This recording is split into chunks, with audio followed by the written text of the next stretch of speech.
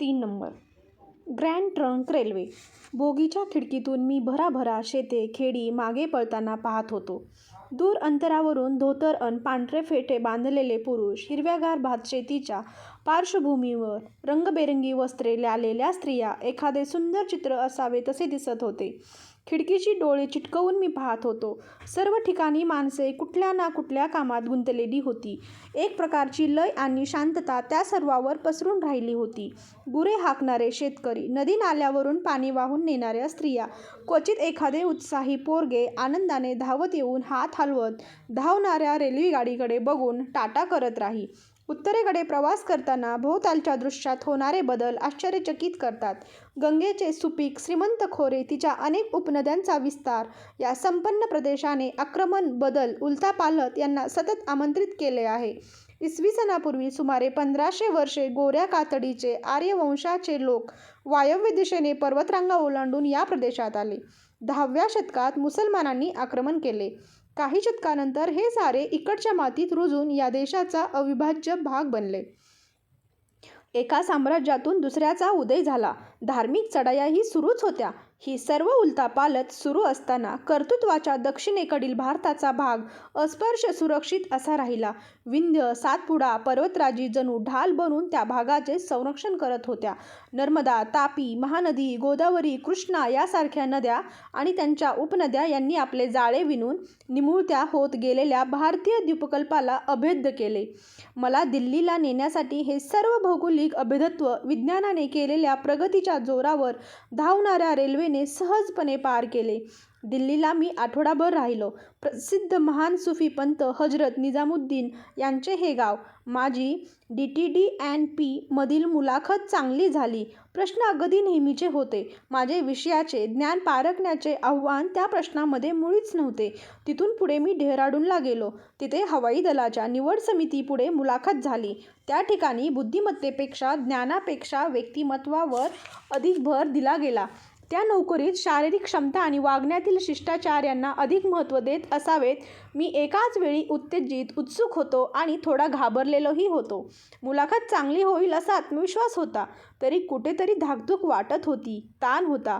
25 उमेदवारांपैकी 8 जणांना घेणार होते आणि माझा नंबर 9वा आला. ती यादी पाहिली तरी माझ्या हातून हवाई दलात सामील व्हायची संधी निसटली हे कळायलाही मला थोडा वेळ लागला. कसाबसा मी त्या कचेरीतून बाहेर पडलो आणि समोरच्या कड्यावरती जाऊन उभा राहिलो. दूरवर खाली एक तळे चमचमत होते. पुढचे दिवस कठीण आहेत असे मनाला वाटत होते. मला स्वतःलाच काही प्रश्नांची उत्तरे शोधायची होती आणि पुढे काय करायचे हेही ठरवायचे होते. तिथून मी पुढे ऋषिकेशला आलो. गंगेच्या पाण्यात उतरून आंघोळीचा आनंद लुटला. तिथून टेकडीवर थोड्याच अंतरावर वसलेल्या शिवानंद आश्रमात गेलो. आत गेल्याबरोबर मला वातावरणात कसल्या तरी जोशपूर्ण लहरी जाणवल्या. तिथे अनेक साधू समाधी अवस्थेत बसलेले होते. साधू पुरुष मानसिकदृष्ट्या वेगळ्या पातळीवर असतात, तंद्रीत असतात. त्यांना काही गोष्टी अंतर्ज्ञानाने कळू शकतात. माझ्या निराश मनस्थितीत माझ्या मनातल्या काही प्रश्नांना ते उत्तरे देऊ शकतील असा मला विश्वास वाटला. मी तिथे स्वामी शिवानंदांना भेटलो. त्यांच्याकडे पाहिल्यावर भगवान बुद्धांची आठवण व्हावी तसे त्यांचे रूप आहे. पांढरे स्वच्छ धोतर, खडावा घातलेली त्यांची गवाळवरी मूर्ती अन अंतरंगांचा ठाव घेणारे काळेभोर डोळे, लहान मुलासारखे निर्व्याज हास्य. मी भारल्यासारखा पाहत राहिलो. माझी ओळख करून दिली. माझ्या मुसलमान नावाचा उल्लेख झाल्यावरही त्यांनी काही प्रतिक्रिया व्यक्त केली नाही. मी पुढे काही बोलणार तोच त्यांनी माझ्या अंतरंगात सलणाऱ्या दुःखाविषयी चौकशी केली. माझी निराश अवस्था त्यांनी कशी ओळखली हे त्यांनी सांगितले नाही. मीही विचारले नाही. मी त्यांना मग माझ्या अयशस्वी मुलाखतीबद्दल सांगितले. भारतीय वायुसेनेत दाखल होऊन माझी खोलवर जोपासलेली आकाशात उडण्याची इच्छा आता अपुरी राहणार हेही बोललो. त्यांच्या एका निर्मळ हास्यामुळे माझी निराशा क्षणार्धात दूर निघून गेली आहे असे मला वाटले. त्यांच्या संत, हळू आवाजात ते बोलू लागले. हृदयापासून, आत्म्यापासून एखादी इच्छा उत्पन्न झाली असेल, ती जर तीव्र आणि पवित्र असेल, तिचा मनाला ध्यास लागला असेल, तर तिच्यामध्ये एक प्रकारची विद्युतचुंबकीय ऊर्जा असते. आपण जेव्हा निद्राधीन होतो तेव्हा ती असमात फेकली जाते. वैश्विक किरणांनी अधिक बलशाली होऊन ती इच्छा पुन्हा आपल्या जागृत मनामध्ये सकाळी परतते. अशी तर ती वर्धित होत गेली. तर ती नक्कीच आपला प्रभाव दाखवेल.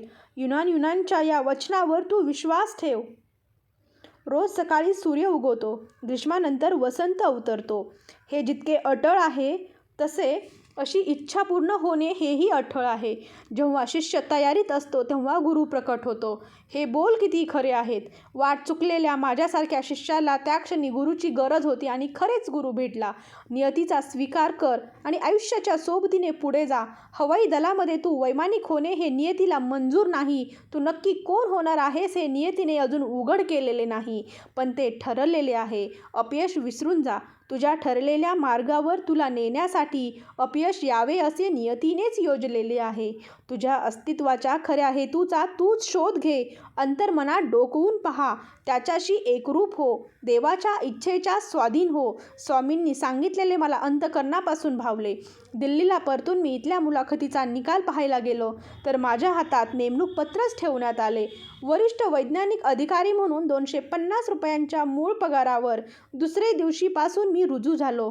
हीच तर माझी नियती असेल तर मी ती स्वीकारायला हवी आणि मग माझ्या मनाला शांती मिळाली. हवाई दलात अस्वीकृत झाल्याची निराशा, कडवटपणा निचरून गेला. ते 1958 साल होते. मला तंत्रज्ञान केंद्र सिव्हिल ॲव्हिएशन या ठिकाणी प्रथम नेमण्यात आले. मी जरी प्रत्यक्ष विमाने उडवू शकत नसलो तरी त्यांना उडण्यासाठी योग्य बनवण्याचे काम करू लागलो. पहिल्याच वर्षी मी एका स्वनातीत लढाऊ विमानाचा आराखडा बनवला. त्यासाठी तिथले एक अधिकारी आर. वरदराजन यांची मदत घेतली. विभाग प्रमुख डॉक्टर नीलकंठन यांनी त्याबद्दल माझी प्रशंसा केली. मला विमानाची देखभाल करणे शिकवण्यासाठी aircraft and armament testing unit Kanpur येथे पाठवण्यात आले. त्यावेळी तिथे नॅट MK-1 या विमानाच्या वेगवेगळ्या हवामानासाठी करण्यात येणाऱ्या चाचण्या चालू होत्या. त्या विमानाच्या उड्डाण क्षमतेच्या, यंत्राच्या कार्यक्षमतेचे मूल्यमापन करणाऱ्या त्या चाचण्यामध्ये मी सहभाग घेतला. कानपूर त्या काळीही गजबजलेले शहर होते. औद्योगिकदृष्ट्या पुढारलेल्या शहरात माझे प्रथमच वास्तव्य होत होते. अति थंड हवा, गर्दी, गोंगाट, धूर, रामेश्वरमच्या गदी-विरुद्ध अशा त्या वातावरणात रमणे मला कठीण जात होते. रोज नाश्त्यापासून रात्रीच्या जेवणापर्यंत बटाट्याचा असह्य मारा असायचा. गर्दीत असूनही सभोवतालचा प्रत्येकजण एकाकी वाटायचा. रस्त्यात दिसणारे, भेटणारे बहुसंख्य लोक आपापली गावे सोडून कारखान्यामधून नोकऱ्या मिळवण्यासाठी आलेले होते. आपल्या मातीचा सुगंध आणि कुटुंबियांचे प्रेम, सुरक्षित भावना गावी ठेवून पोटाची खळगी भरण्यासाठी इथे धावत होते. दिल्लीला मी परतलो तेव्हा मला सांगण्यात आले की DTDP तर्फे डार्ट युद्धविमानांचे डिझाईन बनवायचे काम योजण्यात आले आहे आणि माझे नाव त्या टीममध्ये आहे. माझ्या इतर सहकाऱ्यांबरोबर ते काम मी पूर्ण केले. त्यानंतर वेगवेगळ्या घनतेच्या वस्तू वेगाने फिरवून वेगळ्या करतात या यंत्राचे, सेंट्रिफ्यूज पंपाचे हाताने चालवायचे मॉडेल बनवले. विमाने उभी उडवण्यासाठी आणि उतरवण्यासाठी विशिष्ट प्रकारचे फलॅट बनवावे लागतात. त्याचे डिझाईन आणि विकास या कामात माझा सहभाग होता. अधिक तापमानात देखील विमानाची चालवायची यंत्रणा सुरक्षित राहावी अशी योजना असलेले हॉट कॉकपिट बनवायला मी मदत केली. साधारण त्याच प्रकारचे काम करणारी एरोनॉटिकल डेव्हलपमेंट इस्टॅब्लिशमेंट या नावाची संस्था बंगलोरला सुरू करण्यात आली. 3 वर्ष दिल्लीला राहून मी बेंगलोरला नेमलो गेलो. बेंगलोर हे कानपूरच्या बरोबर विरुद्ध वातावरण असलेले शहर आहे. माझे एक मत बनले आहे की आपल्या देशातील लोकांमध्ये कमालीचा विरोधाभास असलेले गुणावगुण आहेत. शतकानुशतके वस्तीसाठी त्यांनी इथे तिथे भटकावे लागले. त्यामुळे त्यांचे काही फायदेही झाले, असे काही तोटेही झाले. वेगवेगळ्या राजवटीत राहिल्यामुळे एखाद्या गोष्टीवर वा व्यक्तीची निष्ठा ठेवायची कुवतच ते हरवून बसले आहेत. म्हणून एकाच वेळी ते दयाळू आणि दुष्ट असू शकतात. भावनाप्रधान आणि निष्ठुर, सखोल आणि उथळ असे विरोधी गुण भारतीयांच्या मानसिकतेत एकाच वेळी असू शकतात. बाहेरच्या जगाला वरवर पाहिले तर आपण रंगीबेरंगी चित्रासारखे वाटत असू, पण बारकाईने पाहिल्यास आपण आपल्यावर राज्य केलेल्या वेगवेगळ्या राज्यकर्त्यांचे अनुकरण करण्यात धन्यता मानतो असे आढळून येईल. कानपुरात वाजिद अली शहासारखे पान खात फिरणे किंवा बंगलोरमध्ये कुत्र्याला सोबत घेऊन साहेबांसारखे फिरणे सहज नजरेला पडते. इथे देखील मी रामेश्वरममध्ये असलेली शांती, जीवनाबद्दलची सखोल जाणीव शोधत राहिलो. इथल्या मातीशी इमान राखणारा भारतीय आपला हृदय आणि बुद्धीमधील नाते हळूहळू हरवतो आहे. शहरीकरणाच्या वेगामुळे पारदर्शक गाव पण लयाला जाते आहे. त्या शहराची संस्कृती तो आपल्याशी करत आहे. बंगलोरमधला माझ्या संध्याकाळी बागांमधून फिरण्यात आणि बाजारात निरुद्देश फेरफटका मारण्यात व्यतीत होत होत्या. एडीई हा नवीन विभाग असल्यामुळे पहिल्या वर्षी फारसे ठोस काम समोर नव्हते. मला स्वतःला काम निर्माण करून मग करावे लागले. मग हळूहळू व्याप वाढू लागला. जमिनीवर असताना विमानाची जी यंत्रणा काम करते तिची मला सखोल माहिती होती. तिच्या आधारावर संपूर्ण स्थानिक साधने वापरून एक हॉरक्राफ्ट डिझाईन करून ते विकसित करायचे असा एक प्रकल्प आम्ही चालू केला. हॉरक्राफ्ट हे वाहन तळाशी एका विशिष्ट दाब असलेली हवेची उशी तयार करते आणि त्यावरून पुढे जाते. पाण्यावर, खडकाळ जमिनीवर असे ते कुठेही संचार करू शकते. आम्ही वैज्ञानिक, सहाय्यक या पदावरचे 4 टीममध्ये होतो. आमचे डायरेक्टर डॉक्टर ओ.पी. मेदिरत्ता यांनी मी त्या टीमचा प्रमुख बनावे अशी सूचना केली. 30 वर्षांमध्ये एक मॉडेल बनवून आम्ही ते चालवून दाखवायचे होते. आमच्या एकत्रित कृतीपेक्षा हा प्रकल्प कठीण होता. एखादे यंत्र पूर्ण बांधायचा आमच्यापैकी कुणालाच अनुभव नव्हता. हॉरक्राफ्ट ही संकल्पना नवीन असल्यामुळे संदर्भ म्हणून हाताशी फार काही नव्हते. आम्हाला एवढेच ठाऊक होते, हवेपेक्षा जड असे हवेतून चालणारे वाहन आम्हाला बनवायचे आहे. कुठे काही या विषयावर लिहिलेले सापडते का? कुणी तज्ज्ञ या विषयात आहे का? अशी चौकशी केली पण काही सापडले नाही. मग एक दिवस मी निर्णय घेऊन टाकला. हाताशी जे सामान आहे, जी माहिती आहे त्याचा उपयोग करून कामाला सुरुवात करायची. एक पंखाशिवाय हलके, धक्के न खाता पुढे जाऊ शकणारे वाहन बनवायचे आव्हान माझ्यापुढे होते. मनामध्ये असंख्य कल्पना स्फुरू लागल्या. हॉरक्राफ्ट आणि एअरक्राफ्ट या शब्दांमधले यमक मला आश्वासक वाटले. या क्षेत्रातील सर्वांना प्रोत्साहन देणारी गोष्ट मला आठवली. राईट बंधूंनी आकाशात विमान उडवण्यापूर्वी 7 वर्ष सायकली दुरुस्त केल्या होत्या आणि अचानक स्वतःलाच उमजले, या प्रकल्पात माझ्या कल्पनाशक्तीला वाव मिळणार आहे, बुद्धीची कसोटी लागणार आहे. मग मी ड्रॉइंग बोर्डपाशी उभे राहून काही महिने घालवले. प्राथमिक आराखडे बनवले आणि त्यानुसार साधनांची जमवाजमव सुरू केली. माझ्यासारख्या मध्यमवर्गीय अशिक्षित कुटुंबातल्या खेड्यात वाढलेल्या व्यक्तीला अशा वेळी जमत नाही, म्हणून कार्य सोडून देणे अधिक शक्य होते. स्वतःच्या अस्तित्वासाठी झगडा करणाऱ्या माझ्यासारख्या आयुष्यात एखादे मोठे स्थित्यंतर घडल्याशिवाय यश मिळवणे शक्य नव्हते. माझ्यासाठी संधी आपोआप उत्पन्न होणे शक्य नव्हते. मला समजत होते माझ्यासाठी मीच संधी निर्माण करायला हव्यात. एक एक भाग, लहान लहान उपयंत्रणा बनत गेल्या. पायरी पायरीने प्रकल्प आकाराला येऊ लागला. या प्रकल्पावर काम करताना मी एक शिकलो, एखादी नवी संकल्पना मनाने आत्मसात केली की आधीच्या कल्पनांकडे पाहायचा दृष्टिकोन बदलून जातो. त्या काळात श्री V.K. कृष्ण मेनन भारताचे संरक्षण मंत्री होते. आमच्या या प्रकल्पामध्ये त्यांना मनापासून रस होता. भारताच्या संरक्षण खात्याच्या वाहनामध्ये या प्रकल्पाचे यश क्रांती घडवून आणेल असा त्यांना विश्वास होता. बंगलोरमध्ये आले की आमची प्रगती पाहण्यासाठी ते आवर्जून वेळ काढत. आम्हालाही त्यामुळे नवा उत्साह मिळे. जिथे प्रत्यक्ष उभारणीचे काम चालू होते तिथे जाताना मी माझ्या प्रश्नांना, विवंचनांना बाहेर ठेवून मगच पाऊलात टाकत असे. माझे वडील मशिदीत नमाज पढण्यासाठी जाताना आपले पायातले जोडे बाहेर ठेवून जायचे, तसेच आमच्या प्रकल्पाबद्दल, GEM-बद्दल श्री कृष्ण मेननना जशी खात्री होती तशी अनेकांना नव्हती. असलेल्या साधनातून आमची नवनव्या प्रयोगांची तयारी चालायची. त्याची कित्येक वरिष्ठ अधिकारी माथेफिरू संशोधक आणि त्यांचे असंभाव्य स्वप्न म्हणून संभावना करीत. मी त्यांच्या तिरकस संधानांचे खास लक्ष होतं. हवेत उडणे म्हणजे माझे क्षेत्र आहे असे वाटणारा मी खेडवळ आहे, अशा भगवानांनी माझ्या आशावादी मनाला उलट आधार वाटायचा. त्यांच्या शब्दांनी विरुद्ध होण्याऐवजी मी मनामध्ये जॉन टाउनब्रिज यांनी राईट बंधूंवर केलेली व्यंगात्मक कविता आठवायचो. 1896 साली ती प्रकाशित झाली होती. अंगुस्तान आणि दोऱ्यासह, मेण आणि हातोडी, बकल आणि खिळेमोळे जिज्ञासू वापरतात असल्या सगळ्या गोष्टी. समोर 2 वटवाघळे, नमुना आणि कल्पक मने, कोळशाची शेगडी, लोहाराचा भाता.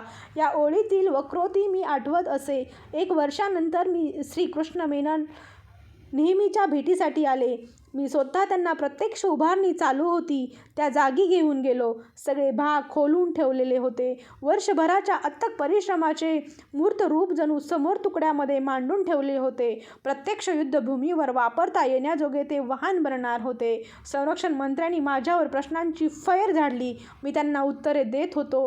ती सगळी त्यांनी ऐकून घेतली आणि डॉक्टर मेधी रत्ताकडे वळून ते म्हणाले, कलामने जे बनवले आहे त्यावरून GMचे हॉरक्राफ्ट बनणे शक्य त्याच्या कसोटीतील गोष्ट वाटते आहे. शंकरांचे वाहन नंदी असे समर्पक नाव त्या वाहनासाठी मृक्रूर करण्यात आले. वाटेत आलेले सगळे अडथळे ओलांडून भगवान शंकराचा हिमालयातला संचार नंदीमुळे सुखद होतो. हाती असलेल्या उपकरणातून जे प्रत्यक्षात तयार झाले होते ते नेटके करणे, त्याला सुरेख फिनिश आणणे आमच्या आवाक्याबाहेरचे होते. मग मी माझ्या सहकाऱ्यांना सांगितले, हे काही मुठभर विक्षिप्त माणसांनी बांधलेले उडणारे वाहन नाही, तर समर्थ इंजिनियरांनी बनवलेले आहे. ते पाहण्यासाठी बनवलेले नसून त्यात बसून उडण्यासाठी बनवलेले आहे. संरक्षण मंत्री श्री कृष्ण मेनन यांनी नंदीमध्ये बसून प्रत्यक्ष उडण्याची इच्छा व्यक्त केली. त्यांच्या सुरक्षा अधिकाऱ्यांनी नम्रपणे विरोध करून पाहिला. त्यांच्यासोबत आलेले संरक्षण खात्याचे निपुण वैमानिक ग्रुप कॅप्टन गोळे यांनी आपण स्वतः हे वाहन चालवतो असे म्हटले. आम्ही आधीच आत बसलो होतो. माझ्यासारख्या अनुभवी सिव्हिलियनने त्यांचा जीव धोक्यात घालणे त्यांना साफ नामंजूर होते. म्हणून कॅप्टन गोळ्यांनी मला बाहेर येण्यासाठी खूण केली. मला माझ्या वाहनाबद्दल, मी ते चालवू शकेन याबद्दल खात्री होती, म्हणून मी मानेनेच नकार दिला. हे शब्दांशिवायचे संभाषण श्री कृष्ण मेननच्या नजरेतून सुटणे शक्य नव्हते. त्यांनी मला केलेली अपमानकारक सूचना हसून टोलवली मला मशीन चालू करायला सांगितले. श्री कृष्ण मेनन आणि मी नंदीतून आम्ही यशस्वी उड्डाण केले. ते खुश झाले आणि म्हणाले, हॉरक्राफ्टच्या मशीनचे जे मूलभूत प्रश्न आहेत ते तुमच्या या मॉडेलने सोडवले आहेत. आता हे अधिक परिपूर्ण करायच्या मागे लागा, अधिक बलशाली बनवा आणि मला आणखीन एका सफरीसाठी बोलवा. ग्रुप कॅप्टन गोळे आता एअर मार्शल आहेत.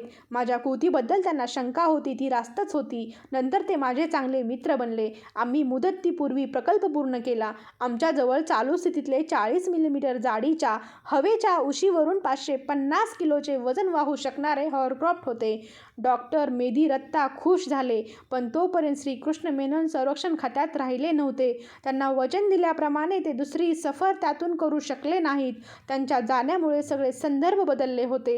हॉरक्राफ्टचा लष्करी उपयोग करायचे त्यांचे स्वप्न सर्वांनाच आवडणारे, पचणारे नव्हते. आज आपण हॉरक्राफ्ट आयात करतो, त्यावेळी आमचा प्रकल्प वादाच्या भोवऱ्यात सापडला आणि शेवटी फायलिंगच्या ढिग्यात बंदिस्त होऊन कपाटात धूळ खात राहिला. हा माझ्यासाठी एक नवा अनुभव होता. तोपर्यंत मला वाटायचे, आकाशाला मर्यादा नसते आणि कर्तृत्वाला आकाश हीच मर्यादा असते. पण तसे नसते. काही मर्यादा तुमच्या आयुष्याला आपोआप येऊन बंदिस्त करतात. तुम्ही फक्त इतकेच वजन उचलू शकता, इतकेच काम करू शकता, एवढेच दूर जाऊ शकता. मर्यादा असणे हे वास्तव आहे आणि ते स्वीकारावेच लागते. मला ते स्वीकारणे खरेच कठीण गेले. मी नंदीमध्ये बुद्धी, हृदयच नव्हे तर आत्माही ओतला होता. ते आता कधीच वापरले जाणार नाही हे सत्य माझ्या आकलनाबाहेर होते. मी संभ्रमात पडलो, निराश झालो. त्यावेळी माझ्या लहानपणाच्या स्मृती माझ्यापाशी येऊन माझी समजूत घालू लागल्या. पक्षी लक्ष्मण शास्त्री म्हणायचे, सत्याची कास धरा, सत्य तुम्हाला सर्व बंधनातून मोकळे करेल. बायबल सांगते, मागा म्हणजे मिळेल. लगेच मिळेल असे नाही, पण एक ना एक दिवस नक्की मिळेल. एक दिवस डॉक्टर मेधी रत्तांनी मला बोलवून नंदीबद्दल चौकशी केली. मी त्यांना म्हटले, ते अगदी सुस्थितीत आहे. उद्या एक अतिमहत्त्वाची व्यक्ती येणार आहे आणि त्यांनी तुम्ही नंदीचे प्रात्यक्षिक दाखवायचे आहे.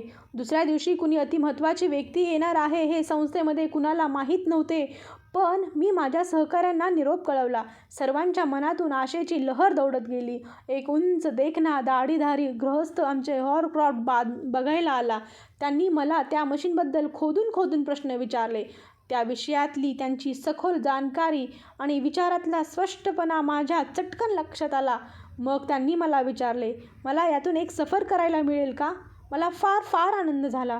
कुणीतरी माझ्या कामामध्ये, माझ्या मशीनमध्ये इतका रस घेते आहे. मी त्यांना 10 मिनिटे नंदीमधून फिरवून आणले. जमिनीपासून काही उंचीवर ते रुळताना विमानाचे असते असे उडणे नसते. हवेच्या उशीवरून अलगद तरंगत जाण्यासारखे असते. मग त्या गृहस्थांनी मला माझ्याविषयी काही प्रश्न विचारले. सफरीबद्दल माझे आभार मानले. जाण्यापूर्वी त्यांनी स्वतःची ओळख करून दिली. ते Tata institute of fundamental research या संस्थेचे डायरेक्टर प्रोफेसर MGK मेनन होते. बरोबर 1 आठवड्याने मला Indian committee for space research या संस्थेकडून रॉकेट इंजिनिअरिंगच्या जागेसाठी मुलाखतीला बोलवण्यात आले. इन्कोस्पार्क ही वरील टाटा मूलभूत संशोधन संस्था यामधील बुद्धिमान लोकांची निवड करून भारतीय स्पेस रिसर्च प्रोग्राम म्हणजे अवकाशातील संशोधन सुरू करण्यासाठी स्थापण्यात आलेली संस्था होती, एवढेच मला ठाऊक होते. मी मुंबईला मुलाखतीसाठी गेलो. मला नक्की कशा प्रकारचे प्रश्न विचारले जाणार आहेत याची काहीच कल्पना नव्हती. कुणाला तरी जाऊन विचारावे, वाचून तयारी करावी, तर वेळही नव्हता. रामेश्वरमच्या पक्षी लक्ष्मण शास्त्रींचा भगवद्गीतेतील उपदेश सांगणारा आवाज माझ्या कानात गुंजन करू लागला. सर्व जीवमात्र भासमय ब्राह्म कल्पनेसह जन्म घेतात. आशा आणि द्वेष या भावनांच्या खेळात गुंतून जातात. पण ज्या व्यक्तींच्या हातून नीतिमान कृत्ये घडणार असतात, पापापासून